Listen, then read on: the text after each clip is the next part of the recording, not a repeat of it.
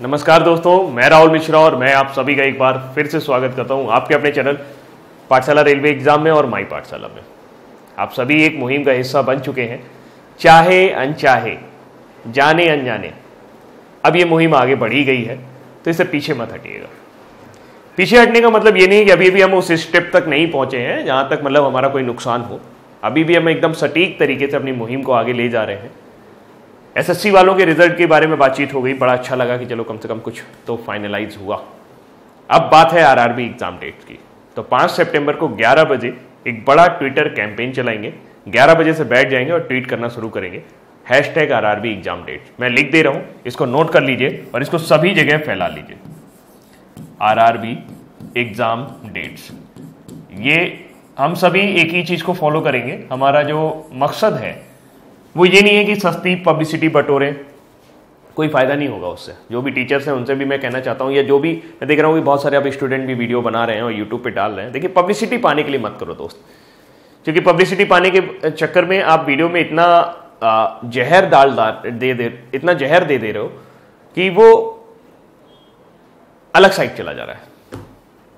कल बहुत सारे ऐसे फोन्स आए, हाँ हंसी भी आई उन फोन्स पर। हो सकता है कि किसी के सपोर्टर हो, मैं नहीं कह सकता कि ऑफिशियल फोन आए, लेकिन बट ऐसे ही फोन आए फालतू के कि क्या करोगे ये करके, क्या करोगे वो करके। तो टेंशन नहीं लेना है यार, करते रहे ना।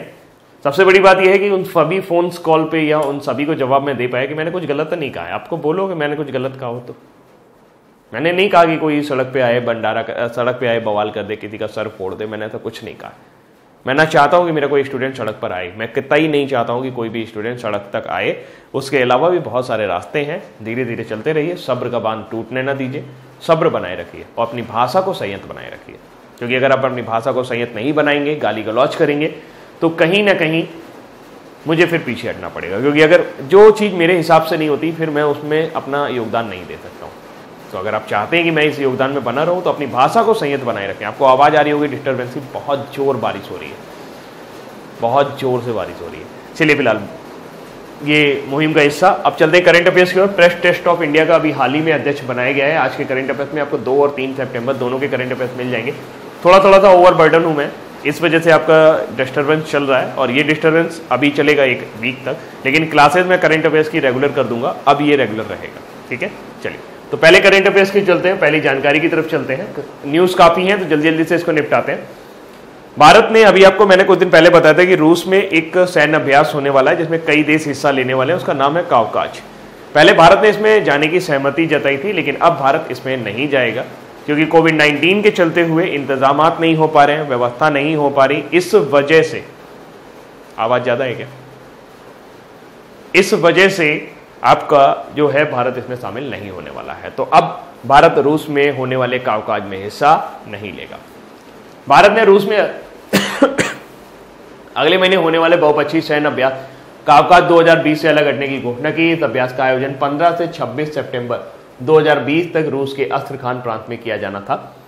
संघाई सहयोग संगठन की जो महत्वपूर्ण बैठक में शामिल होने के लिए रक्षा मंत्री राजनाथ सिंह अगले सप्ताह रूस की यात्रा से पहले यह निर्णय लिया गया है। कावकाज 2020 सैन्य अभ्यास में एससीओ और मध्य एशियाई देशों के सदस्यों को आमंत्रित किया गया है। इस अभ्यास में लगभग 20 देशों के भाग लेने की उम्मीद है, बट रक्षा मंत्रालय ने बताया कि भारत और रूस नजदीकी और विशिष्ट रणनीतिक साझेदार हैं और रूस के निमंत्रण में भारत कई अंतर्राष्ट्रीय आयोजनों में भाग लेता रहा है, लेकिन कोविड महामारी और इसके कारण अभ्यास में साजो सामान की व्यवस्था सहित कई सारी परेशानी आने की वजह से यहां पर भाग नहीं लेगा। रूस की बात करें तो रूस की राजधानी मास्को वर्तमान समय में राष्ट्रपति व्लादिमीर पुतिन और प्रधानमंत्री दिमित्री मेदवेदेव।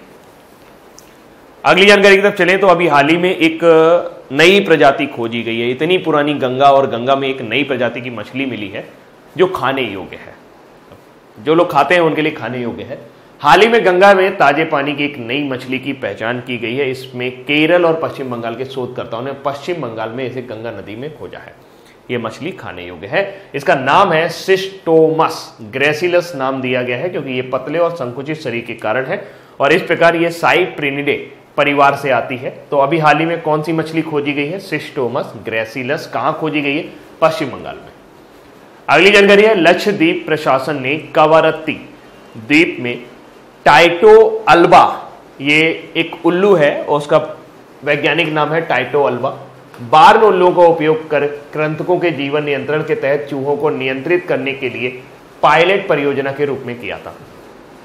तो इसमें क्या हुआ, उन्हें सफलता हासिल हुई है और देखा गया कि जो उनके कृंतक यानी चूहे जो उनकी फसल बर्बाद कर देते थे उसको रोक लग गई। एक्चुअल में ये जो उल्लू है इसको खलियान उल्लू भी कहा जाता है। भारत में व्यापक से पाया जाता है और लीस्ट कंसर्न की श्रेणी में आता है, यानी कि इसके बारे में IUCN के मुताबिक अभी इसके बारे में ज़्यादा सोचने की जरूरत नहीं है क्योंकि इसकी जो प्रजाति है वो भरपूर मात्रा में पाई जाती है। इस उल्लू की खासियत होती है कि ये छछूंदर हो गया, चूहे हो गए, उनको मार के खा लेता है। तो हाल फिलहाल किस राज्य केंद्र शासित प्रदेश ने उल्लुओं को प्रयोग किया था अपने यहाँ चूहों को रोकथाम के लिए, तो उसका नाम क्या था, उसका नाम था टाइटो अल्वा। इन्हें बार्न उल्लू भी कहा जाता है। इससे पहले अंग्रेजों द्वारा 1875 में कृंतक नियंत्रण कार्यक्रम के लिए बिट्रा के लकड़ी के उल्लुओं का उपयोग करने का प्रयास किया गया था, बट उससे कोई सहायता नहीं मिला क्योंकि उल्लुओं को देखकर ही चूहा भाग जाता है। बार्न आउल जो है ये भारतीय उपमहाद्वीप में सबसे व्यापक पाए जाने वाले हैं। इनके लंबे पैर होते हैं और पंखों के साथ ये मध्यम आकार के होते हैं। अगला इसको खनियाल उल्लू कहते हैं, एक होता है ठेठ उल्लू। अगली जानकारी है, ये थोड़ा सा पढ़िएगा ध्यान से, एतिकोप्पका।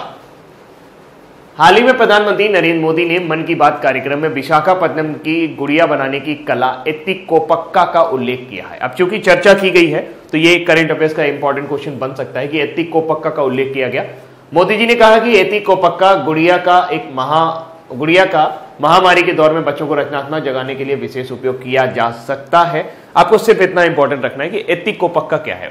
एतिकोप्पका गुड़िया बनाने की एक कला है और हाल फिलहाल ये संबंधित कहां से है, ये विशाखापट्टनम से संबंधित है। विशाखापट्टनम मतलब आंध्र प्रदेश से ये संबंधित है। ये खिलौने जो है वो नरम लकड़ी और लाख के रंग से बनाए जाते हैं और इन्हें बीज, लाख, जड़ों, पत्तियों में प्राप्त प्राकृतिक रंगों से रंगा जाता है। 2017 में एतिकोप्पका खिलौनों को भौगोलिक संकेतक भी प्रदान किया गया था। तो यह है एतिकोप्पका, नाम विशाखापट्टनम से आया है। अगली जानकारी है CSIR द्वारा विश्व के सबसे बड़े सोलर पेड़ को विकसित किया गया है। सोलर पेड़ क्या होता है, सोलर पेड़ या सौर पेड़, इसमें जो सोलर पैनल लगाए जाते हैं, क्योंकि आपको पता है सूर्य पूर्व से पश्चिम की ओर जाता है और ऐसे में सूर्य क्या जाता है, मतलब हमारी पृथ्वी घूमती है। आप कहोगे सर सूर्य तो कहीं नहीं रहता, आप पृथ्वी घूम जाती है, तो आप जो भी वॉटेवर समझो उसको कोई मतलब नहीं। हम यहाँ पे वैज्ञानिकता के ऊपर बात नहीं कर रहे, हम ये देख रहे हैं कि सूर्य जब घूमता है तो उसको जो सोलर रेडिएशन है किसी भी एक पर्टिकुलर जगह पे फोकस करने से उसका रेडिएशन कुछ समय के लिए ज्यादा और कुछ समय के लिए कम हो जाता है। ऐसे में सोलर पेड़ की अवधारणा सामने आई जिसमें एक पेड़ के आकार के सोलर पैनल को अरेंज किया जाता है। जैसे आप ये देख सकते हैं पहले सोलर पैनल अरेंज किए गए। इससे क्या होगा, जितना भी मूवमेंट होगा सूर्य का उसके हिसाब से इसको ज्यादा से ज्यादा हम रेडिएशन प्राप्त कर पाएंगे। हाल फिलहाल CSIR और CMERE द्वारा विश्व के सबसे बड़े सोलर पेड़ को विकसित किया गया। इस सौर पेड़ को पश्चिम बंगाल के दुर्गापुर में CMERI की आवासीय कॉलोनी में स्थापित किया गया है। इस सौर वृक्ष की स्वच्छ और हरित ऊर्जा 12,000 से 14,000 इकाइयों को बनाने की वार्षिक क्षमता है, जबकि इसकी स्थापित क्षमता 11.5 किलोवाट पीक है। किलोवाट पीक यानी कि सौर ऊर्जा के मामले में हम वॉट पीक की बात करते हैं। ये वो ऊर्जा होती है, ये वो आउटपुट पावर होती है जब सोलर रेडिएशन अपने पीक टाइम पर होता है, यानी कि अपनी पीक अवस्था में होता है। तो हाल फिलहाल सोलर ट्री को इस तरह से डिजाइन किया गया है कि यह सूर्य के प्रकाश के समक्ष प्रत्येक सौर पीवी पैनल का अधिकतम प्रदर्शन सुनिश्चित कर सके। एक सिंगल सौर वृक्ष में 35 सौर पीवी पैनल लगे हुए हैं और प्रत्येक की क्षमता 330 WP यानी कि वॉट पीक है। पेड़ की ऊर्जा उत्पादन के आंकड़ों को वास्तविक समय या दैनिक के आधार पर मॉनिटर किया जा सकता है या पेड़ न्यूनतम शैडो एरिया को सुनिश्चित करेगा, जो इसे उच्च क्षमता वाले पंप, ई ट्रैक्टर या ई पावर ट्रेलर जैसी कृषि गतिविधियों में उपयोग के लिए भी उपलब्ध बनाता है। तो पश्चिम बंगाल के दुर्गापुर में पहला विश्व का सबसे बड़ा सोलर पेड़ बनाया गया। अगली जानकारी है राष्ट्रीय खेल प्रोत्साहन पुरस्कार। अभी हाल ही में 29 अगस्त के दिन मेजर ध्यानचंद जी के जन्म तिथि के दौरान खेल दिवस के दिन राष्ट्रीय खेल पुरस्कारों की घोषणा हुई, जिसमें राजीव गांधी खेल रत्न पुरस्कार दिए गए, अर्जुन पुरस्कार दिए गए और साथ में दिया गया राष्ट्रीय खेल प्रोत्साहन पुरस्कार। तो हाल ही में air force sports control board AFSCB को राष्ट्रीय खेल प्रोत्साहन पुरस्कार 2020 से सम्मानित किया गया है। एयरफोर्स स्पोर्ट्स कंट्रोल बोर्ड को यह पुरस्कार खिलाड़ियों को अपने संबंधित खेल क्षेत्र में उत्कृष्टता हासिल करने और खेल कल्याण उपायों को लागू करने के लिए दिया गया है। कॉर्पोरेट संस्थाओं, निजी और सार्वजनिक क्षेत्र के दोनों में और उन व्यक्तियों को राष्ट्रीय खेल प्रोत्साहन पुरस्कार दिया जाता है जिन्होंने खेल के प्रोत्साहन और विकास के क्षेत्र में महत्वपूर्ण भूमिका निभाई है। यह भारतीय वायुसेना के अंतर्गत अंतर सेवा स्तर पर खेल गतिविधियों की योजना और संचालन के लिए सर्वोच्च निकाय है। तो एयरफोर्स स्पोर्ट्स कंट्रोल बोर्ड को मिला है इस बार का राष्ट्रीय खेल प्रोत्साहन पुरस्कार। अगली जानकारी है, केंद्रीय उर्वरक विभाग द्वारा अभी हाल ही में 1 सितंबर से लेकर 15 सितंबर के बीच में स्वच्छता पखवाड़ा मनाया जा रहा है। किस मिनिस्ट्री द्वारा? Ministry of chemical and fertilisers. तो केंद्रीय उर्वरक विभाग द्वारा 1 से लेकर 15 सितंबर 2020 तक स्वच्छता पखवाड़ा मनाया जाएगा। विभाग के अंतर्गत आने वाले सभी सार्वजनिक उपक्रम और अन्य संगठन बड़े पैमाने पर स्वच्छता अभियान में यहां पर भाग ले रहे हैं। सारा का सारा काम धाम एक साथ ठप ना हो जाए, तो इसलिए अलग अलग डिपार्टमेंट्स वाले अलग अलग टाइम पर स्वच्छता पखवाड़ा मनाते हैं। तो अभी कौन मना रहा है? केंद्रीय उर्वरक मंत्रालय। कोविड-19 महामारी के प्रकोप को देखते हुए वर्ष 2020 का स्वच्छता पखवाड़ा और भी महत्वपूर्ण हो गया है। यह पहल भारत सरकार के मंत्रालयों और विभागों या कार्य क्षेत्र में जो स्वच्छता है उसके मुद्दों को पारदर्शित करने के लिए या उनके मुद्दों को प्रदर्शित करने के लिए मनाया जाता है। स्वच्छता पखवाड़ा का आयोजन करने वाले मंत्रालयों की निगरानी स्वच्छता अभियान की ऑनलाइन निगरानी प्रणाली की मदद से की जाती है और स्वच्छता पखवाड़ा जो है इसकी शुरुआत 2016 में की गई थी। अभी हाल ही में 1 से लेकर 15 सितंबर तक कौन मनाएगा? ये मनाएगा केंद्रीय उर्वरक विभाग। अगली जानकारी है मेडबोट। मेडबोट क्या है? नाम से ही क्लियर है, मेडिकल से संबंधित है। बिल्कुल, भारतीय रेलवे ने कोविड-19 रोगियों को भोजन और दवा पहुंचाने के लिए मेडबोट नाम का एक रिमोट से चलने वाली मेडिकल ट्रॉली विकसित की है। मेडबोट का संबंध किससे है? भारतीय रेलवे से है। भारतीय रेलवे के वर्तमान समय में अध्यक्ष कौन है? चेयरमैन कौन है? विनोद कुमार यादव। तो भारतीय रेलवे कोरोना संकट के दौरान लोगों के परिवहन सुविधाएं और खाद्यान्न जैसी आवश्यक वस्तुएं प्रदान करने के अलावा कोविड-19 रोगियों को सुविधाएं प्रदान करने के कार्य में लगी हुई है। यह वर्तमान में भारतीय रेल के डीजल रेल इंजन कारखाने के केंद्रीय अस्पताल में सेवा प्रदान कर रहे हैं। तो मेडबोट ये किससे संबंधित है? भारतीय रेलवे से।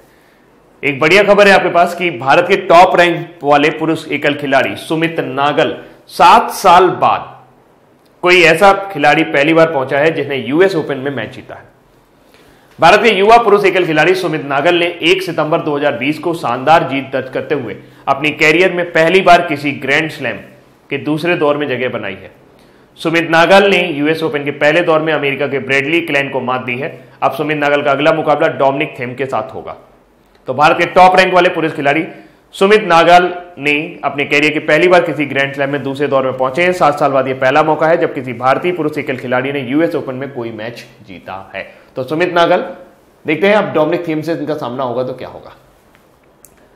सुप्रीम कोर्ट ने राहत दी है जो भी आपकी टेलीकॉम कंपनियां हैं जैसे एयरटेल, वोडाफोन, आइडिया को एजीआर भुगतान के लिए 10 साल का समय दिया गया है।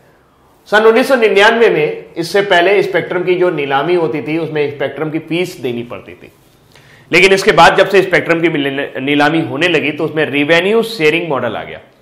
रिवेन्यू शेयरिंग मॉडल का मतलब यह है कि जब तक कंपनियां रिवेन्यू शेयर करेंगी, जब तक कंपनियां स्पेक्ट्रम का प्रयोग करेंगी तो उनसे जो रिवेन्यू जनरेट करेंगे उसका कुछ हिस्सा उन्हें सरकार को देना पड़ता था। अभी हाल ही में जियो के आने के बाद एजीआर यानी कि adjusted gross revenue, adjusted gross revenue का मतलब जो कुछ भी आपके स्पेक्ट्रम और खर्चे के बाद जो कुछ बता है उसके बाद जो रिवेन्यू शेयरिंग मॉडल होता है सरकार का जो हिस्सा बनता था वो ये 3 कंपनियां दे नहीं पाई और इसकी वजह से काफी समय से सरकार ने इनके ऊपर केस कर रखा है और अब सुप्रीम कोर्ट ने कई सुनवाई के बाद इन्हें 10 साल का वक्त दिया है कि आप इस रकम को चुका सकते हैं। 10% आपको अभी देना होगा, बाकी आप किस्तों में दे सकते हैं, जबकि ये कंपनियां 20 साल का समय मांग रही थी। तो टेलीकॉम कंपनियों पर कुछ 1.47 लाख करोड़ रुपए बकाया है। सुप्रीम कोर्ट ने कहा है कि 10 साल की राहत देने की यह अवधि 1 अप्रैल 2021 से शुरू होगी। सुप्रीम कोर्ट ने कहा कि टेलीकॉम कंपनियों को 31 मार्च 2021 तक एजीआर बकाया के 10% चुकाने होंगे, वहीं बाकी का पैसा हर साल 7 फरवरी को एक किस्त के रूप में देना पड़ेगा। सुप्रीम कोर्ट के जस्टिस अरुण मिश्रा जो कि 2 सितंबर को रिटायर हो गए अपने आखिरी फैसला को सुनाते सुनाते, तो उन्होंने कोविड संकट को देखते हुए यह मोहलत दी जा रही है। सुप्रीम कोर्ट ने टेलीकॉम कंपनियों से कहा कि वो एजीआर की रकम का भुगतान किस्तों में कर सकती हैं। इसके लिए कंपनियों को सभी मैनेजिंग डायरेक्टर, चेयरमैन को हलफनामा देना होगा। तो सुप्रीम कोर्ट में अरुण मिश्रा की बेंच ने उन्हें बताया कि 10 साल का समय आपको एजीआर भुगतान के लिए दिया गया है। एजीआर के बारे में मैंने अभी आपको बताया, एडजस्टेड ग्रॉस रिवेन्यू। अगली जानकारी, रक्षा मंत्रालय के अधिग्रहण विंग ने मेसर्स भारत अर्थ मूवर्स लिमिटेड यानी BEML और टाटा पावर कंपनी लिमिटेड और लार्सन एंड टुब्रो के साथ 2580 करोड़ रुपए के अनुबंध पर हस्ताक्षर किए हैं। अनुबंध पर हस्ताक्षर भारतीय सेना के आर्टिलरी रेजिमेंट को 6 पिनाका रेजिमेंट की आपूर्ति के लिए किए गए हैं। इन 6 पिनाका रेजिमेंट में automated gun aiming and positioning system के साथ 114 लॉन्चर और 45 कमांड पोस्ट है, जिन्हें टीपीसीएल और मैसर्स एलएनटी से खरीदा जाएगा और 330 वाहनों को मैसर्स बीएमएल से खरीदा जाएगा, जिसे 2024 तक 6 पिनाका रेजिमेंट में शामिल करने की योजना रहेगी। साथ ही यह रक्षा क्षेत्र के भारत सरकार की मेक इन इंडिया की पहल को और बढ़ावा को प्रोत्साहन देगा। तो अभी हाल ही में 2580 करोड़ रुपए यानी कि 2580 करोड़ रुपए का अनुबंध हुआ है 6 पिनाका मिसाइल खरीदने का। पिनाका का बात करें तो ये एक मिसाइल सिस्टम है जो मध्यम दूरी की मिसाइल रेंज है और इसके जरिए ये सेना को और ज्यादा ताकत देगी। तो हाल फिलहाल इसको डेवलप करने के लिए BEML यानी भारत अर्थ मूवर्स, टाटा पावर कंपनी और मैसर्स लार्सन एंड टुब्रो के बीच में यह अनुबंध हुआ है। अगली जानकारी है एक बुक के बारे में। बॉलीवुड फिल्म निर्माता करण जौहर ने अपने जुड़वां बच्चों यश और रूही से प्रेरित होकर एक बुक लिखी है, the big thought of little love. उनके चित्र वाली पुस्तक लिखी है। इस पुस्तक का प्रकाशन जगरनॉट बुक्स द्वारा किया जाएगा। A book title the big thoughts of little love, written by Karan Johar. इतना ही पर्याप्त है। अगली जानकारी, ब्लूमबर्ग बिलियनियर्स इंडेक्स में कुछ परिवर्तन हुआ है। रिच लिस्ट में थोड़ा सा परिवर्तन हुआ। एलन मस्क थोड़ा सा ऊपर पहुंच गए हैं। स्पेसएक्स के सीईओ एलन मस्क अब दुनिया के तीसरे सबसे अमीर व्यक्ति बन गए हैं। 49 वर्षीय अरबपति ने फेसबुक के सह संस्थापक मार्क जुकरबर्ग को पीछे छोड़ दिया है। एलन मस्क की नेटवर्थ 115.4 बिलियन डॉलर तक बढ़ी, जबकि जुकरबर्ग की नेटवर्थ 110.8 बिलियन अमेरिकी डॉलर है। पहले और दूसरे स्थान पर क्रमशः जेफ बेजोस और बिल गेट्स हैं। मुकेश अंबानी, अजीत प्रेमजी, शिव नादर, गौतम अडानी क्रमशः 8वें, 72वें, 86वें और 97वें स्थान पर है। मुकेश अंबानी अभी तक 6वें स्थान पर मैक्सिमम रैंकिंग तक पहुंचे हैं। तो तीसरे नंबर पर पहुंच गए हैं एलन मस्क।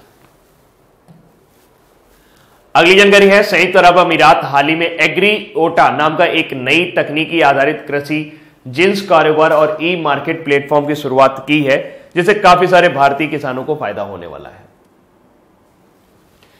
इससे भारत में लाखों ग्रामीण किसानों और संयुक्त अरब अमीरात के फूड इंडस्ट्री के बीच में एक अंतर कम किया जाए। आप समझ सकते हैं कि एक वेब पोर्टल है जिसमें भारतीय किसानों के जो उत्पाद हैं, जो प्रोडक्ट हैं, वो आपके एग्रीओटा के जरिए सऊदी अरब अमीरात में बेचे जा सकेंगे। संयुक्त अरब अमीरात में, सॉरी। दुबई के मुक्त क्षेत्र वाली दुबई मल्टी कॉमोडिटीज सेंटर और जिन्स व्यापार तथा उद्यम पर सरकार के प्राधिकरण द्वारा शुरू की गई इस पहल के तहत लाखों भारतीय किसानों को संयुक्त अरब अमीरात के पूरे फूड इंडस्ट्री से सीधे जुड़ने का मौका मिलेगा। इसमें खाद्य प्रसंस्करण कंपनियां, कारोबारी और थोक विक्रेता भी शामिल हैं। एग्रीओटा एक ई मार्केट प्लेस के जरिए किसान बिचौलियों को दरकिनार कर पाएंगे और डायरेक्टली कनेक्ट कर पाएंगे, यानी कि बीच में उनका कोई भी बीच में जो लोग भी उनका माल खा जाते हैं, बीच में उनका जो भी ठेकेदारी हो जाती है, बीच में दलाली खा जाते हैं, तो वो सबसे बच जाएंगे। तो एग्रीओटा से संबंधित है संयुक्त अरब अमीरात। अगली जानकारी है, अभी हाल ही में द्वितीय विश्व युद्ध के दौरान ब्रिटेन के लिए जासूसी का काम करने वाली नूर इनायत खान। नूर इनायत खान भारतीय मूल की थी। कुछ लोग ऐसा भी कहते हैं कि इनका संबंध टीपू सुल्तान से है। लंदन में अभी हाल ही में उनको मेमोरेंडम प्लाक दिया गया है। ब्लू प्लाक जो है लंदन का एक सम्मान है जो उन लोगों को दिया जाता है जिन लोगों ने देश के लिए काफी अच्छा काम किया है या देश के लिए अपनी जान दी है, और बहुत प्रतिष्ठित सम्मान उसको माना जाता है। फिलहाल एक भारतीय मूल की जासूस को मिला जिन्होंने 1940 में हिटलर के नाजी सेनाओं में जाकर वहां से जो भी उनका प्रिंट था या जो भी उनके फ्रूट प्रिंट थे, यानी कि जो भी वहां पे जासूसी के जानकारियां थी, वो उन्होंने ब्रिटेन को भेजी थी, क्योंकि वो रेडियो ऑपरेटर के तौर पे बहुत उन्हें महारत हासिल थी। बाद में उनको पकड़ लिया गया और 1944 में नाजियों ने उन्हें गोली मार दी थी।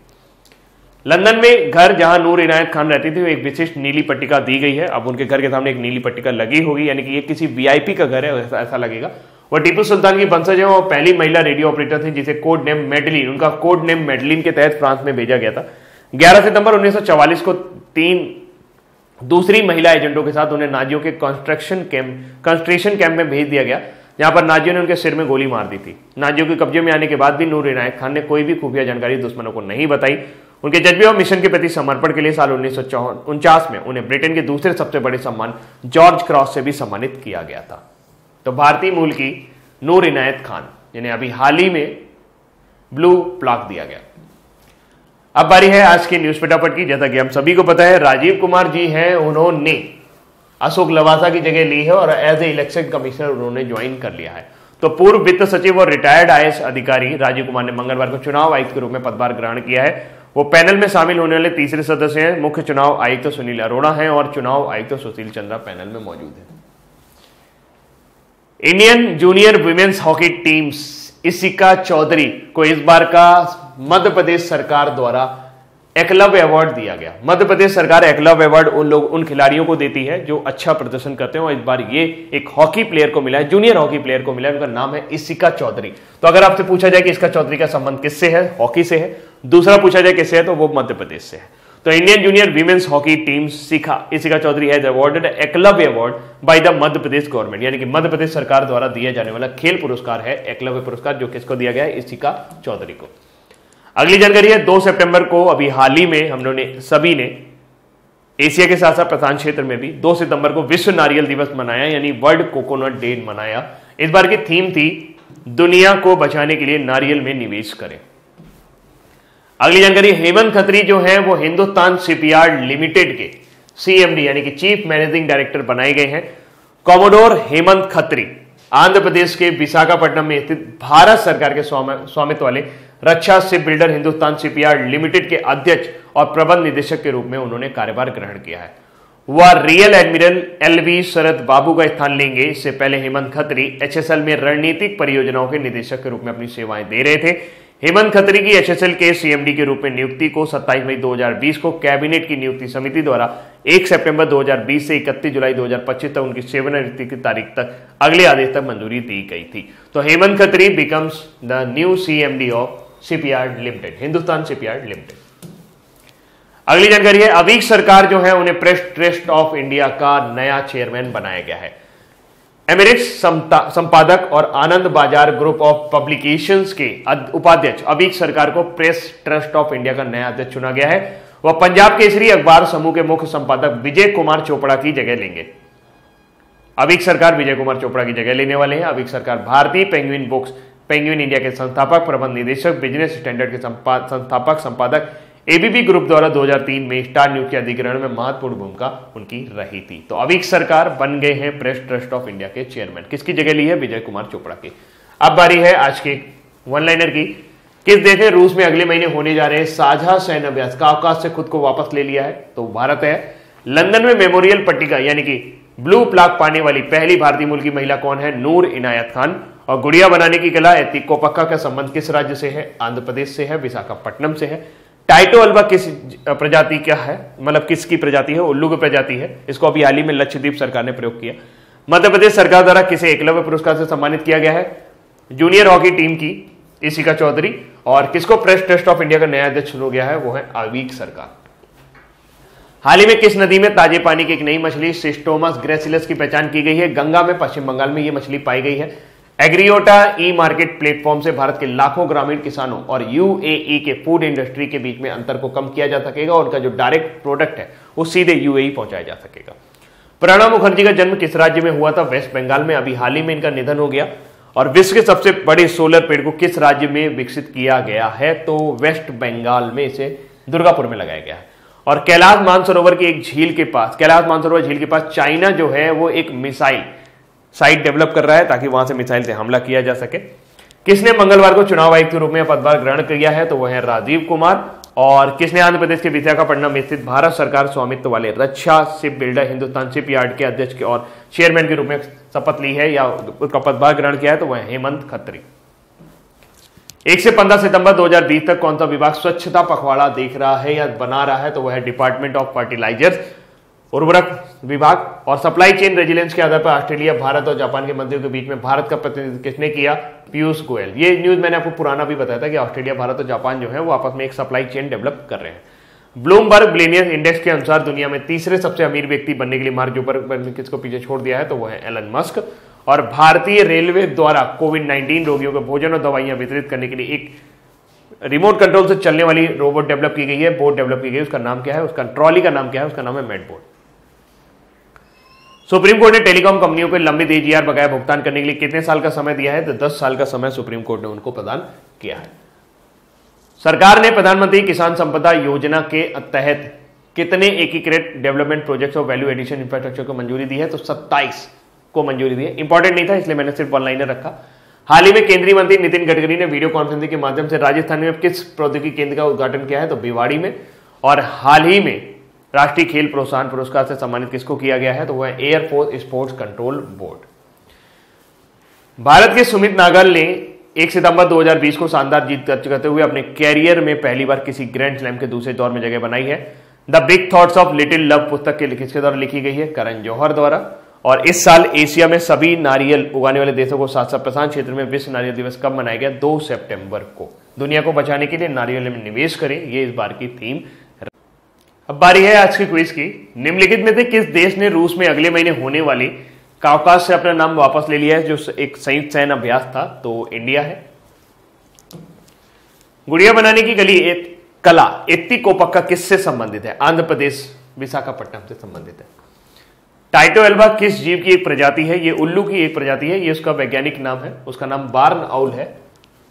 हाल ही में किस नदी में ताजे पानी की एक नई मछली सिस्टोमस ग्रेसिलस पाई गई है, तो गंगा, पश्चिम बंगाल में।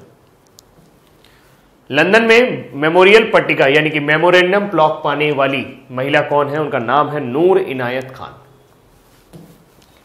एग्रीओडा ई मार्केट प्लेटफॉर्म से भारत के लाखों ग्रामीण किसानों और यूएई के फूड बाजार के बीच में या फूड इंडस्ट्री के बीच के जो अंतर है वो कम हो जाएगा। और विश्व के सबसे बड़े सोलर पेड़ को कहां विकसित किया गया है, पश्चिम बंगाल के दुर्गापुर में। किसने मंगलवार को चुनाव आयुक्त के रूप में जगह ले ली है, तो वो है राजीव कुमार। अशोक लवासा की जगह ली है। मध्य प्रदेश सरकार द्वारा किसे एकलव्य पुरस्कार दिया जा रहा है, Ishika Chaudhary hockey team, junior hockey team से संबंधित है। 1 से 15 सितंबर 2020 तक कौन सा विभाग स्वच्छता पखवाड़ा मना रहा है, तो वो है डिपार्टमेंट ऑफ फर्टिलाइजर्स।